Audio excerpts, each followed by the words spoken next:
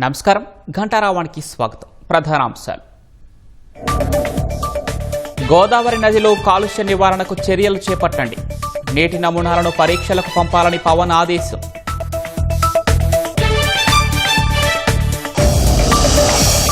Guntur municipal commissioner ఛాంబర్లో contractor హల్చల్. టెండర్లు రద్దు చేశారంటూ ఇంజనీరింగ్ అధికారులపై చిందులు.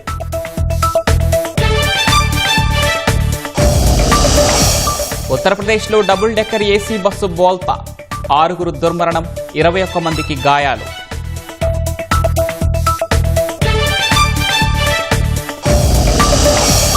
ఉగ్రమూకల కోసం సైన్యం పారామిలిటరీ బలగాల వేట. జమ్మూ కాశ్మీర్లో 4వ రోజు కొనసాగుతున్న తనిఖీలు.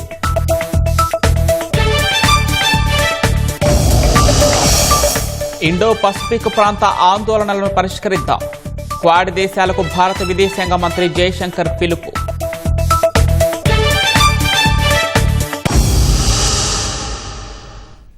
గోదావరి నదిలో ఆంధ్ర పేపర్ మిల్స్ వ్యర్థ జలాలు నేరుగా కలుస్తున్నాయని ఉప ముఖ్యమంత్రి పవన్ కళ్యాణ్ ఆగ్రహం వ్యక్తం చేశారు. తూర్పుగోదావరి జిల్లాలో 2వ రోజు పర్యటిస్తున్న ఆయన వెంకటనగరం వద్ద ఆంధ్ర పేపర్ మిల్స్ కాలుష్య వ్యర్థాలు కలిసే ప్రాంతాన్ని పరిశీలించారు. కలుషిత నీటి నమూనాలు సేకరించి పరీక్షలకు పంపాలని అధికారులను ఆదేశించారు. వెంటనే నివారణ చర్యలు తీసుకోవాలని స్పష్టం చేశారు. అదే కదా గోదావరి, ఇక్కడి నుంచి డైరెక్ట్గా వెళ్ళిపోతుంటే ఫిష్ కంటామినేషన్. నేను అనేది సార్, ఎన్వైరన్మెంట్కి మనం బేసిక్ గౌరవం కూడా ఇవ్వకపోతే మేము ఏదంటే లాకౌట్ చేస్తామంటే ఇన్ని లాకౌట్ చేసుకోమని చెప్పాలి. 13 కోట్ల బకాయిలు మీరు అందరూ కూర్చొని ఏం చేస్తారని మీరు నిన్న పంచాయతీలో 250 రూపాయలు నేను కలెక్ట్ చేస్తున్నా ఒక్కొక్క ఇండివిజువల్కి. వెన్ యూ లీవ్ ఇట్ జనాలు కోపం రాదండి. మరి అలా కాదు, మీరు క్యాబినెట్లో చెప్పాలి ఇవన్నీ. యువర్ కన్సర్న్ మీరు చెప్పాలి ఇవన్నీ, కూర్చోబెట్టి ఇదేనా అడ్జస్ట్మెంట్స్ కాదు ఇవన్నీ. We are here to understand, we are here to regulate, we are here to communicate. మీరు అలా కాకుండా మీరు ఇండివిజువల్గా వెళ్ళిపోతే ఎవ్రీ లోకల్ గా or every local political leader will go and make an extortion. My intention is not that. My intention is it is to correct them, correction. ఇలా ఎవరైనా సరే పీసీబీ వాళ్ళు ఎందుకు భయపడతారంటే ఇట్ బికమ్స్ అన్ ఎక్స్టార్షన్, బెదిరించేస్తారు, అందరూ పెడతారు. అది చెప్పట్లేదు. ఆయనకి సంబంధం ఏం చెప్తాం? ఇప్పుడు పొలిటికల్ విల్, పొలిటికల్ లీడర్షిప్ ఇది కలెక్టివ్ ఫెయిల్యూర్. అది కూడా ఎందుకు వచ్చింది? ఇప్పుడు కూర్చోబెట్టి మీరు పుష్కరాలని చెప్పి పుష్కరాలు మనం కూర్చోబెట్టి పన్నీర్ స్నానం చేయించక్కర్లే, కెమికల్ స్నానం చేయించకూడదు కదా. ఇప్పుడు రేపు పొద్దున గొడవ వస్తుంది సార్. గొడవ వచ్చినప్పుడు as an environment minister the question won't be directed to honourable CM. Okay, the question won't be addressed to anybody else. It will be concerned only to environment minister, not to our principal secretary also, not to our chief also. ఆయన ఎదురుకు వెళ్ళో కూర్చోవాలి తప్ప నేను కూర్చొని సమాధానం చెప్పాలి ప్రజలకి. That's why I'm asking you, have you done your job? మీరు ఇంత వెల్స్ ఉన్నాయి, మీరు కూర్చోబెట్టి హైస్యాంతం ఉండకూడదని మీకు నామ్స్ చెప్పిన తర్వాత మీరు ఎందుకు ఉన్నాయి ఇక్కడ? మీరు డైరెక్ట్ ఓవర్ఫ్లో వద్దు, వర్షాలు వస్తే వెళ్ళిపోతాయి డైరెక్ట్. అదే కదా. మీరు మీ పిల్లల్ని తీసుకెళ్ళి మీరు చేయిస్తారా? ఆ నీళ్లు తాగుతారా? తాగరు కదా. తాగక్కడ కనీసం మునగరు కదా. మీరు అడగాలి కదా ఇవన్నీ. 5-6 మీటింగ్లు కాదు madam, you have to enforce it. You are the district collector. It is not about pending in court. You have to apply to the court in the most with fervour and commitment. Then you give, you should brought it to us, no? You should tell. మీరు CM మీటింగ్కి వెళ్తున్నప్పుడు మీరు ఇవి కదా చెప్పాలి. అన్ని niceties మాట్లాడితే ఏముంటుంది మేడం? మీరందరూ కూర్చొని నైసిటీస్ మాట్లాడి హాయ్ బాయ్ అనుకుంటే ఎట్లా అండి? ప్రో ఇండస్ట్రీ అంటే మొత్తం ఆరోగ్యాలు నాశనం చేయమని కాదు. ప్రో ఇండస్ట్రీ అంటే ఓకే, ప్రో ఇండస్ట్రీ అర్థం ఏంటంటే okay this is the issue. వాళ్ళు ఏం చెప్పాలి? మాకు మీరు కొంత ట్యాక్స్ తగ్గించండి, then it will be official. లేదంటే మీరు అక్కడికి వేయాలి, సిమెంట్ వేయాలి, మాకు డబ్బులు మాకు సరిపోవట్లేదంటే then will see something, some kind tax incentive ఇస్తాం. ఇదేమో ప్రైవేట్గా మీరు సెటిల్ చేసేసుకొని లోకల్గానో whatever the political issue, I don't want to blame anybody. ఇప్పుడు అలాంటప్పుడు పుణ్యస్నానాలు, పుణ్యనదుల పేర్లు ఎందుకు? మనం గోదావరమ్మ, మా తెలుగు తల్లి, కృష్ణా గోదావరి గలగలలు బిలబిలలు ఎందుకు ఇవన్నీ? మా తెలుగు తల్లి ఇలా కాలుష్యం కూర్చొని బిలబిల అని మాట్లాడాలి. మనం 500 కోట్ల ప్రాఫిట్లు సంపాదిస్తున్న వాళ్ళు వీళ్ళు చేయట్లేదు సార్, ప్లీజ్ డైరెక్ట్. ఏదైనా వస్తుంటే మీ మన ఆఫీస్ నుంచి ఏదైనా ఉంటున్నాయి, పొలిటికల్ ప్రెషర్స్ ఉన్నాయి, please address it. This is what I wanted. Review meeting should be at least from your side send a notice, ఇట్లా ఉంది violation, you don't have to take action. వేధించమని నేను చెప్పట్లా, will be very pragmatic. They have to come for a discussion. మీరు ఇదే చెప్పండి, మీరు కూర్చోబెట్టి నేను కూర్చొని sir I'm not going to leave this. They have to make themselves accountable. Any issue, I'll speak to CM. No, if too big an issue, కూర్చోబెట్టి పెట్టుబడులు పారిపోతారంటే sir అందరూ ఇలా చేస్తే పెట్టుబడులు ఎక్కడి నుంచి ఎక్కడ పెడతారండి? మాకు తెలియదు ఒక ఇల్లు కట్టాలంటే గొయ్యి తవ్వాలని. మరీ కూర్చోబెట్టి కథలు చెప్తారు అందరూ.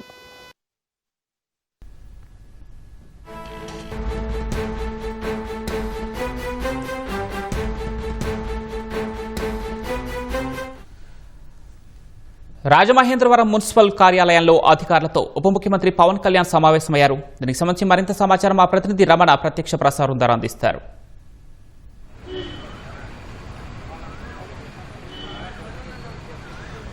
Thank you Pawan. తూర్పుగోదావరి జిల్లాలో ఉప ముఖ్యమంత్రి పవన్ కళ్యాణ్ రెండో రోజు పర్యటన కొనసాగుతూ ఉంది. ఇవాళ ఉదయం నుంచే పవన్ కళ్యాణ్ గోదావరి నదిని కాలుష్యరహితంగా తీర్చిదిద్దడమే లక్ష్యంగా కార్యాచరణ నిన్న ప్రకటించినటువంటి పవన్ కళ్యాణ్ ఇవాళ ఉదయం నుంచే దీనికి సంబంధించిన యాక్షన్ ప్లాన్ అనేది స్టార్ట్ చేయడం జరిగింది. ఇవాళ ఉదయాన్నే గోదావరి నది వెంట కాలుష్య జలాలు ఎక్కడైతే కలుస్తూ ఉన్నాయో వాటన్నిటి కూడా స్వయంగా వెళ్ళి పరిశీలించాడు.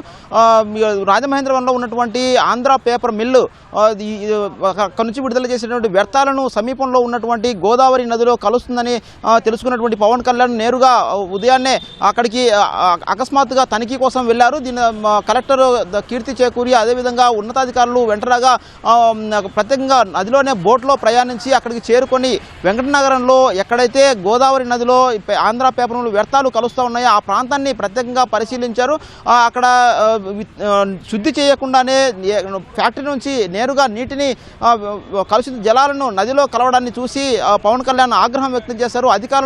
అధికారులకు తనదైన శైలిలో హెచ్చరిక కూడా జారీ చేశారు. ఇంత కలుషితం జరుగుతున్నప్పుడు కూడా ఎలా దీన్ని చూస్తూ ఉపేక్షించారు అని చెప్పేసి పీసీబీ అధికారులు కావచ్చు, అదేవిధంగా ఇతర మున్సిపాలిటీకి సంబంధించిన అధికారులందరూ కూడా గట్టిగా హెచ్చరించారు.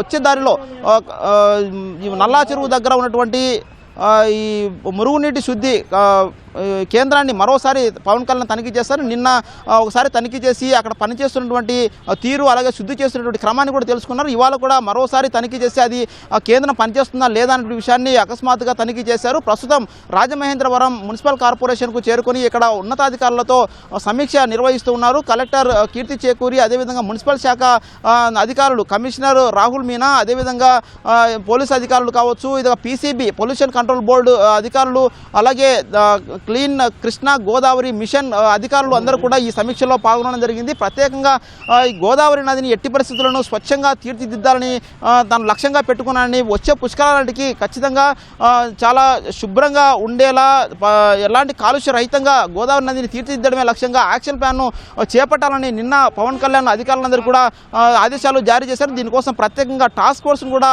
నియమిస్తూ ఆదేశాలు జారీ చేశారు. దీనికి సంబంధించి వెంటనే కార్యాచరణ కూడా అమలు చేయాలి, ఇవాళ నుంచే దీన్ని అమల్లోకి తీసుకురావాలని చెప్పేసి నిన్న కడాఖండిగా చెప్పినటువంటి పవన్ స్వయంగా తానే రంగంలోకి దిగి దీనికి సంబంధించిన ఇన్స్పెక్షన్ ప్రక్రియను ప్రారంభించారు. స్వయంగా గోదావరి నదిలో ఎక్కడెక్కడైతే కలుషిత జలాలు కలుస్తున్నాయో ఆ ప్రాంతాలన్నింటిలో కూడా నివేదిక తీసుకురావాలని చెప్పేసి నిన్ననే అధికారులను ఆదేశించారు. ఈ మేరకు వాళ్ళు సిద్ధం చేసినటువంటి నివేదికను ఎన్ని చోట్ల కాలువల వెంట అలాగే నదిలో ఈ కలుషిత వ్యర్థాలు కలుస్తూ ఉన్నాయి అనేటువంటి విషయాన్ని సమగ్రంగా పీసీబీ అధికారులు కావచ్చు అలాగే మున్సిపల్ శాఖ అధికారులు నివేదికను సిద్ధం చేశారు. ఆ నివేదికను ప్రస్తుతం పవన్ కళ్యాణ్కు సమర్పించి ఉన్నారు.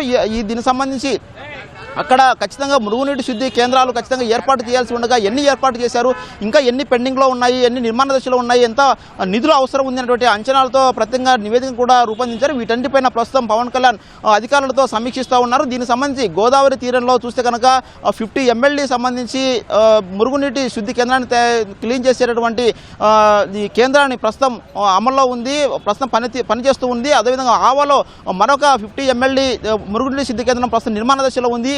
దాని నిర్మాణంలో జాప్యం పైన కూడా పవన్ కళ్యాణ్ అధికారులను ప్రశ్నించినట్టుగా తెలుస్తుంది. ఎక్కడైతే ఈ మురుగునీటి శుద్ధి కేంద్రాలు అవసరం ఉన్నాయో అక్కడి అన్ని చోట్ల కూడా ఖచ్చితంగా ఈ ప్లాంట్ను ఏర్పాటు చేసి వెంటనే నీటిని శుద్ధి చేయాలి. పట్టణం నుంచి వచ్చేటువంటి నీటిని ఖచ్చితంగా శుద్ధి చేసిన తర్వాత నదిలోకి కలపాలి. అలాగే కాలువలు కూడా ఎట్టి పరిస్థితుల్లో సాగునీటి కాలువలోకి కలిపే విధంగా చర్యలు ఉండకూడదు. ఎట్టి పరిస్థితుల్లో వాటిని ప్రత్యేకంగా శుద్ధి చేసిన తర్వాత మాత్రమే వాటిని కాలువలో నీటిని కలపాలని చెప్పేసి ప్రత్యేకంగా ఆదేశాలు కూడా జారీ చేశారు. దీనికి సంబంధించి మొత్తం నిధులకు సంబంధించినటువంటి సమస్య ఉన్నటువంటి పరిస్థితుల్లో నిధులను కూడా సేకరణ పైన ప్రత్యేకంగా ఉప ముఖ్యమంత్రి దృష్టి పెట్టారు. దీనికి సంబంధించి కేంద్ర జలశక్తి శాఖ ద్వారా వచ్చేటటువంటి 86 కోట్ల రూపాయలను కూడా ఈ ప్లాంట్లు ఏవైతే ఉన్నా వాటి ఏర్పాటు కోసమనే కేటాయించేందుకు సిద్ధం ఉందని చెప్పేసి నిన్న స్పష్టం చేయడం జరిగింది. ఇక ప్రత్యేకంగా టాస్క్ ఫోర్స్ పనితీరు చేసి వాటిని కూడా గుర్తించిన తర్వాత 100 కోట్లు కాలుష్య నివారణ పీసీబీకి పొల్యూషన్ కంట్రోల్ బోర్డుకు ఇచ్చేందుకు గాను తను సిద్ధమని చెప్పేసి ఆయన స్పష్టం చేయడం జరిగింది. దీనన్నిటికి సంబంధించి నిధుల కొరత లేకుండా వెంటనే వచ్చే 6 నెలల్లోపే ఖచ్చితంగా ఈ ప్లాంట్లు ఏర్పాటు చేయడం సహా ఎక్కడ కూడా మురుగునీళ్ళు అనేది కలవకుండా గోదావరి నదిని పరిశుభ్రంగా ఉంచేలా కాలుష్య రహితంగా ఉంచేలా తగిన చర్యలు తీసుకునే దిశగా ప్రస్తుతం కార్యాచరణ అమలు చేసే దిశగా ఉప ముఖ్యమంత్రి చర్చలు జరుపుతూ ఉన్నారు. దీనికి సంబంధించి మార్గనిర్దేశం చేస్తూ ఉన్నారు. అధికారులందరూ కూడా వెంటనే రంగంలోకి దిగి ఎక్కడ నిర్లక్ష్యానికి తావు లేకుండా ప్రజలు వచ్చే ఈ గోదావరి పుష్కరాల్లో పుణ్యస్నానాలు ఆచరించేందుకు కోట్లాది మంది ప్రజలు వస్తున్న దృష్ట్యా వారందరూ కూడా పూర్తి సంతృప్తి చెందేలా తగిన చర్యలు తీసుకోవాలని చెప్పేసి కూడా అధికారులకు పవన్ కళ్యాణ్ దిశానిర్దేశం చేస్తూ ఉన్నారు. ఇది ఇక్కడ ఉన్నటువంటి తాజా పరిస్థితి. రాజమహేంద్ర నుంచి కెమెరామెన్ సూర్యప్రకాష్ కలిసి Venkataramana, over to studio. Guntur నగరపాలక సంస్థ కార్యాలయంలో కాంట్రాక్టర్ రాయపాటి అమృతరావు వీరంగం చేశారు. ఇంజనీరింగ్ అధికారులపై చిందులు తొక్కారు. ఛాంబర్ తలుపు అద్దాలు పగలగొట్టారు. కమిషనర్ ఛాంబర్లోకి వెళ్లి హల్చల్ చేశారు.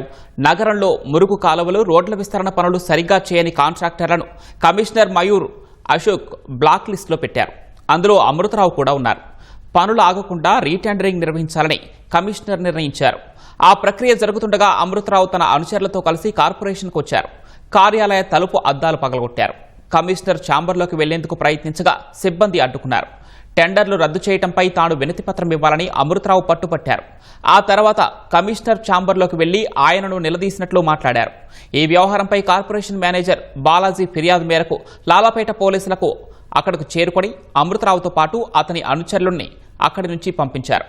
అమృతరావు అతని అనుచరులపై కేసు నమోదు చేశారు.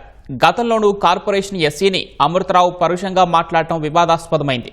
ఆయన దీర్ఘకాలిక సెలవులో వెళ్లేందుకు దరఖాస్తు చేసుకున్నారు. ఇప్పుడు ఏకంగా కమిషనర్ ముందే రభస సృష్టించడం కలకలం రేపుతోంది.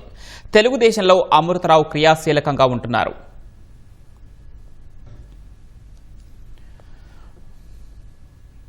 రాప్తాడు మాజీ ఎమ్మెల్యే తోపుదుర్తి ప్రకాష్ రెడ్డి సోదరుడు తోపుదుర్తి రాజశేఖర్ రెడ్డిని అనంతపురం రూరల్ పోలీసులు అరెస్ట్ చేశారు. 2025లో తోపుదుర్తి గ్రామానికి చెందిన ఉమామహేశ్వర్ రెడ్డి అనే యువకుడు రైలు కింద పడి ఆత్మహత్య చేసుకున్నాడు. అప్పటి ఎమ్మెల్యే తోపుదుర్తి ప్రకాష్ రెడ్డిపై సామాజిక మాధ్యమాల్లో పోస్టులు పెట్టారంటూ తోపుదుర్తి రాజశేఖర్ రెడ్డి తన కుమారుడిపై బెదిరింపులకు పాల్పడినట్లు ఉమామహేశ్వర్ రెడ్డి తండ్రి మలిరెడ్డి పోలీసులకు ఫిర్యాదు చేశారు. దీనిపై రైల్వే పోలీసులు కేసు నమోదు చేశారు. అనంతరం రూరల్, రాప్తాడు పోలీసులతో కలిసి విచారణ చేపట్టారు. ఈ క్రమంలోనే వైసీపీ నేత తోపుదుర్తి రాజశేఖర్ రెడ్డితో పాటు జైపాల్ రెడ్డిని అరెస్టు చేసినట్లు డీఎస్పీ శ్రీనివాసులు తెలిపారు. 84/25లో రైల్వే వాళ్ళు 170 సిఆర్పిసి కింద మహేశ్వర్ రెడ్డి అనే అతను రైలు కింద పడి చనిపోవడం జరిగింది. దాని తర్వాత ఎవిడెన్స్ అన్ని కలెక్ట్ చేసుకుని అతన్ని బెదిరియడం వలన ఇంకొక అతను బాగా తీసేయడం వలన అవన్నీ ఎవిడెన్స్ అన్ని తీసుకున్న తర్వాత సెక్షన్ ఆల్టర్ చేసి రాజశేఖర్ రెడ్డి గారిని జైపాల్ రెడ్డిని ఇద్దరిని అరెస్ట్ చేసి ఈరోజు రిమాండ్ పంపడం జరుగుతుంది. సెల్ ఫోన్ పంపించడం జరిగింది ఎఫ్ఎస్ఐకి. అన్ని రికార్డింగ్స్ చేసిన తర్వాత ఇన్వెస్టిగేషన్ ఫర్దర్ జరుగుతుంది. ఒక ఆడియో వీడియో క్లిప్పింగ్స్ అన్ని దొరకడం జరిగింది. దాని మీద సెక్షన్ ఆల్టర్ చేసి కేసులు ఇచ్చారు. గుంటూరు జిల్లా మంగళగిరి శ్రీ లక్ష్మీ నరసింహస్వామి ఆలయంలో ఆక్టోపస్ బలగాలు మాక్ డ్రిల్ నిర్వహించాయి. అత్యవసర పరిస్థితుల్లో ఎలా స్పందించాలి, ఉగ్రవాదులు ఆలయంలోకి చొరబడితే ఎంత వేగంగా వారిని అదుపులోకి తీసుకోవాలనే అంశాలపై భక్తులకు అవగాహన కల్పించారు. మాక్ డ్రిల్లో కమాండోలు ఉగ్రవాదులను తుదిముట్టించే దృశ్యాలను కళ్లకు కట్టినట్లు చూపారు. అడిషనల్ ఎస్పీ రామచంద్రమూర్తి, డీఎస్పీ శ్రీనివాస్తో పాటు 40 మంది జవాన్లు మాక్ డ్రిల్లో పాల్గొన్నారు.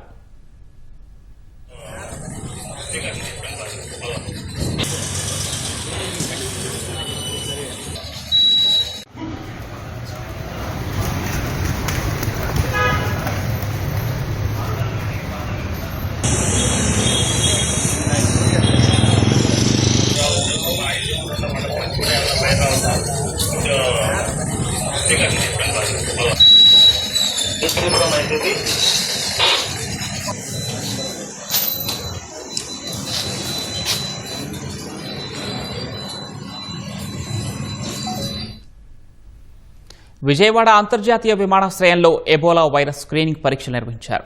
కేంద్ర పౌర విమానయాన శాఖ ఆదేశాల మేరకు విదేశీ ప్రయాణికులకు ఈ పరీక్షలు నిర్వహిస్తున్నట్లు అధికారులు తెలిపారు.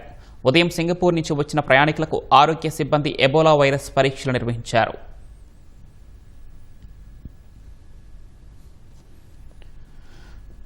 ఉత్తరప్రదేశ్లోని ఉన్నావ్ జిల్లాలో లఖనవు ఆగ్రా ఎక్స్ప్రెస్ వేపై ఈ తెల్లవారుజామున డబుల్ డెక్కర్ ఏసీ బస్సు బోల్తా పడిన ఘటనలో పోలీస్ సబ్ ఇన్స్పెక్టర్ సహా 6 మృతి చెందారు.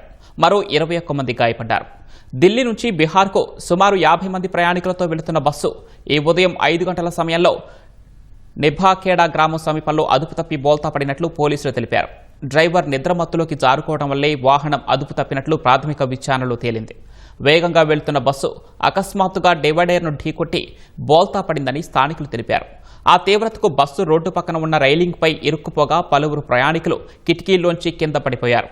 ప్రమాదం జరిగిన వెంటనే పోలీసులు సహాయక బృందాలు చేరుకుని క్షతగాత్రులను సమీపంలోని ప్రభుత్వ ఆసుపత్రులకు తరలించాయి. తీవ్రంగా గాయపడిన ప్రయాణికులతో పాటు 3 పోలీస్ సిబ్బందిని మెరుగైన చికిత్స నిమిత్తం లఖనవులోని ట్రామా సెంటర్కు తరలించారు. మిగిలిన వారు జిల్లా ఆసుపత్రిలో చికిత్స పొందుతున్నారు.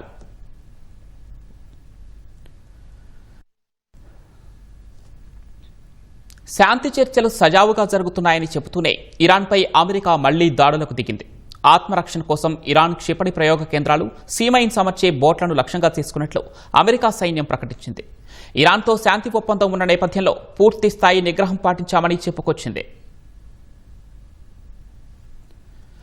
ఇరాన్పై మళ్లీ అమెరికా సైన్యం దాడులు చేసింది.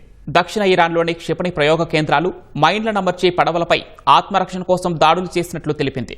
ఇరాన్ బలగాల నుంచి ఎదురయ్యే ముప్పుల నుంచి తమ దళాలను రక్షించుకోవడానికే ఈ దాడులు చేసినట్లు యుఎస్ సెంట్రల్ కమాండ్ ప్రతినిధి కెప్టెన్ టిమ్ హాకిన్స్ ఒక ప్రకటనలో తెలిపారు. అయితే ఇరాన్తో కొనసాగుతున్న కాల్పుల విరమణ నేపథ్యంలో తమ సైన్యం సంయమనం పాటిస్తోందని వివరించారు. ఇరాన్ నుంచి ఎలాంటి ముప్పు ఉందో మాత్రం హాకిన్స్ వివరించలేదు. అమెరికా సైన్యం దాడులతో ఇరాన్ దక్షిణ ప్రాంతం పేలుళ్లతో మార్మోగినట్లు తెలుస్తోంది.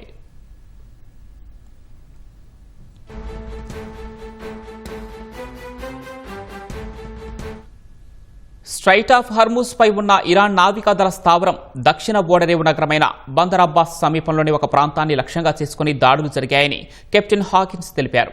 పేలుళ్ల శబ్దాలు వినిపించిన తర్వాత బందర్ అబ్బాస్లోని స్థానిక అధికారులు దర్యాప్తు చేస్తున్నారని ఇరాన్ ప్రభుత్వ మీడియా తెలిపింది. అమెరికా తాజా దాడులపై ఇరాన్ ఇంకా స్పందించలేదు. అమెరికా ఇరాన్ మధ్య జరిగే శాంతి ఒప్పందంపై ఈ దాడులు ఎలాంటి ప్రభావం చూపుతాయో అని ప్రపంచ దేశాలు ఆందోళన వ్యక్తం చేస్తున్నాయి.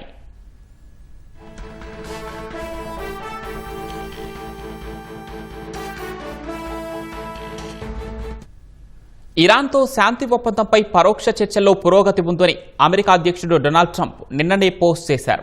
శాంతి చర్చలపై సోమవారమే సమాచారం వస్తుందని భారత పర్యటనలో ఉన్న అమెరికా విదేశాంగ మంత్రి రూబియో కూడా చెప్పారు. ఒప్పందానికి అంతా సిద్ధమైందంటూ చర్చలకు మధ్యవర్తిగా ఉన్న పాకిస్తాన్ ప్రధాని షహబాజ్ షరీఫ్ చైనా పర్యటనలో చెప్పారు. ఇక ఒప్పందంపై ప్రకటన రావటమే అనుకుంటున్న తరుణంలో అమెరికా సైన్యం దాడులు చేయటం ప్రాధాన్యం సంతరించుకుంది.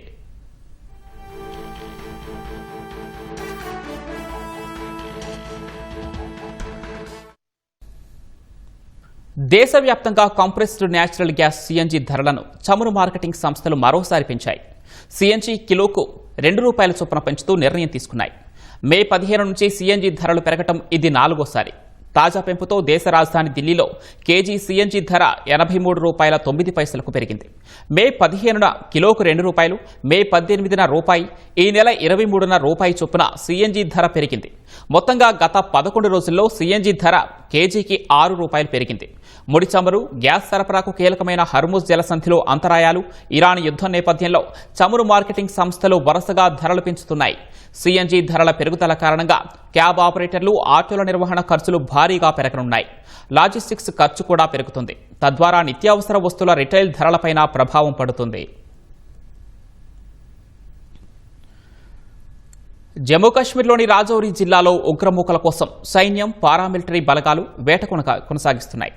డోరిమల్, గంభీర్ మొగ్లా అటవీ ప్రాంతంలో భారత సైన్యం, జమ్మూ కాశ్మీర్ పోలీసులు, సిఆర్పీఎఫ్ బలగాలు సంయుక్తంగా చేపట్టిన నిర్బంధ తనిఖీల్లో 4వ రోజుకు చేరాయి. అటవీ ప్రాంతంలో ఉగ్రవాదులు నక్కారని నిఘా వర్గాలు ఇచ్చిన సమాచారం మేరకు సంయుక్త ఆపరేషన్ను చేపట్టారు.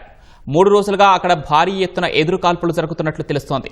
ముష్కరులు ఎటూ తప్పించుకొని పోకుండా పెద్ద సంఖ్యలో బలగాలను మోహరించారు.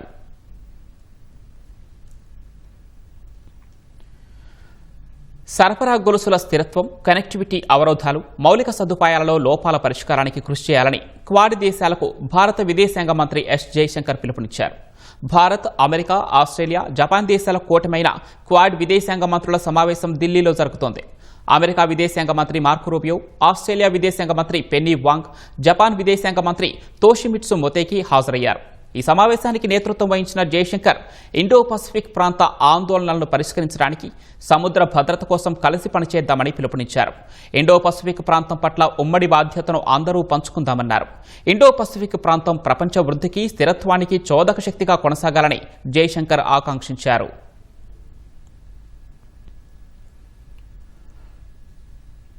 బక్రీద్ కోసం తెచ్చిన ఒక తెల్లటి బర్రె ఢాకా వాసులను తెగ ఆకట్టుకుంటోంది.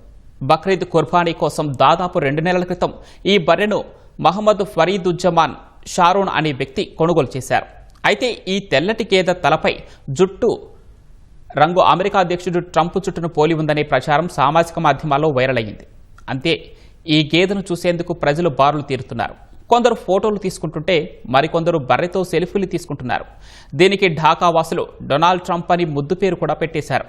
తన బర్రెను చూసేందుకు జనం తండోపతండాలుగా రావడం చూసి దాని యజమాని ఆశ్చర్యపోతున్నారు.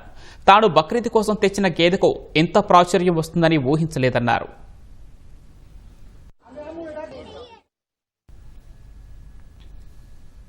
ద్వారంపూడి చంద్రశేఖర్ రెడ్డి కాకినాడలో వైసీపీ హయాంలో ఈయన చేసిన అక్రమాలు తొవ్వేకద్దీ బయటపడుతున్నాయి.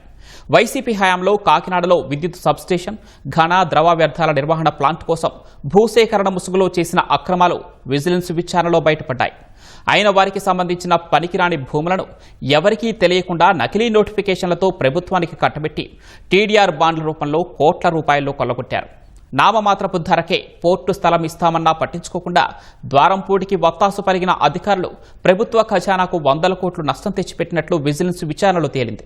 ద్వారంపూడితో పాటు అతనికి సహకరించిన అధికారులపై క్రిమినల్ కేసులు, చర్యలకు విజిలెన్స్ విభాగం ప్రభుత్వానికి సిఫార్సు చేసింది. 132/33 kV EHT విద్యుత్ సబ్స్టేషన్ నిర్మాణానికి కాకినాడ దుమ్ములపేట పరిసరాల్లో 5 ఎకరాలు కేటాయించాలని కోరుతూ విద్యుత్ శాఖ ఎగ్జిక్యూటివ్ ఇంజనీర్, నగరపాలక సంస్థ కమిషనర్కు లేఖ రాశారు. అవసరమైన భూమిని గుర్తించాలంటూ ఆయన ఆ లేఖను స్థానిక తహసీల్దార్, పట్టణ సర్వేయర్కు పంపించారు. వారిద్దరూ దుమ్ములపేట పరిసరాల్లో ప్రభుత్వ స్థలాలు అందుబాటులో లేవంటూ నివేదికిచ్చారు. ముందస్తుగా రూపొందించుకున్న కుట్రలో భాగంగా నాటి వైసీపీ ఎమ్మెల్యే ద్వారంపూడి చంద్రశేఖర్ రెడ్డి రంగంలోకి దిగారు. ప్రైవేటు సంస్థ అయిన పీవీఆర్ ఇండస్ట్రీస్ లిమిటెడ్కు చెందిన 4.67 ఎకరాల భూమిని టీడీఆర్ కింద తీసుకోవాలని అధికారులకు సిఫార్సు లేఖ రాశారు. ఆ లేఖ అందడమే తరువాయి అధికారులు యుద్ధ ప్రాతిపదికన దస్త్రాన్ని నడిపించి 2023 నవంబర్ 15న ప్రభుత్వం నుంచి అనుమతి తెచ్చారు. 2023 డిసెంబర్ 19న గిఫ్ట్ డీడ్ రిజిస్ట్రేషన్ అయిన కొన్ని గంటల్లోనే వారికి 3 టీడీఆర్ బాండ్లు జారీ చేసేశారు. ఘన ద్రవ వ్యర్థాల నిర్వహణ ప్లాంట్ ఏర్పాటుకు రమెళ్ల వెంకటరాయనం, వారి కుటుంబ సభ్యులకు చెందిన 4.66 ఎకరాలు భూమి ఇచ్చేందుకు సిద్ధంగా ఉన్నారని, దాన్ని తీసుకుని టీడీఆర్ బాండ్లు జారీ చేయాలని ద్వారంపూడి సిఫార్సు లేఖ రాయగా అధికారులు దస్త్రాన్ని నడిపించి 2024 జనవరి 24న దానికి అనుమతి తీసుకున్నారు. మరునాడే గిఫ్ట్ డీడ్ రాయించుకుని 6 టీడీఆర్ బాండ్లు జారీ చేశారు.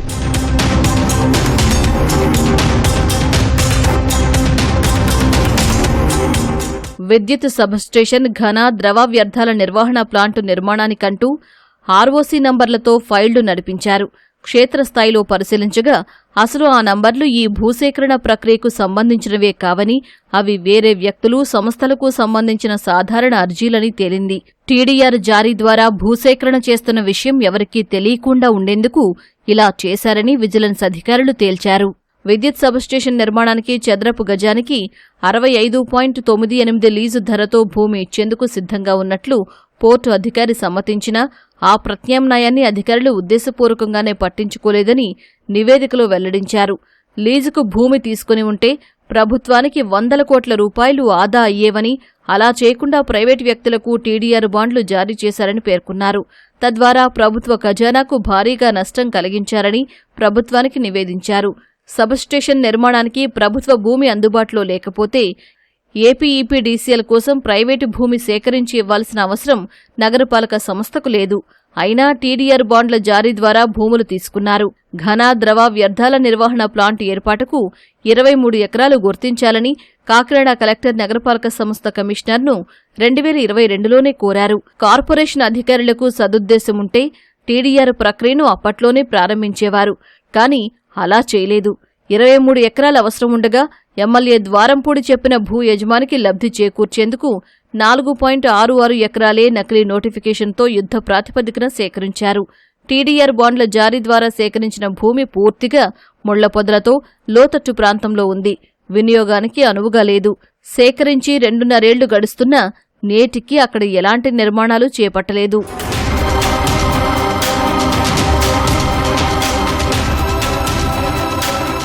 పథకం ప్రకారమే కుట్రకు పాల్పడిన మాజీ ఎమ్మెల్యే ద్వారంపూడి చంద్రశేఖర్ రెడ్డిపై క్రిమినల్ కేసు నమోదు చేయాలని విజిలెన్స్ ఎన్ఫోర్స్మెంట్ ప్రభుత్వానికి సిఫార్సు చేసింది.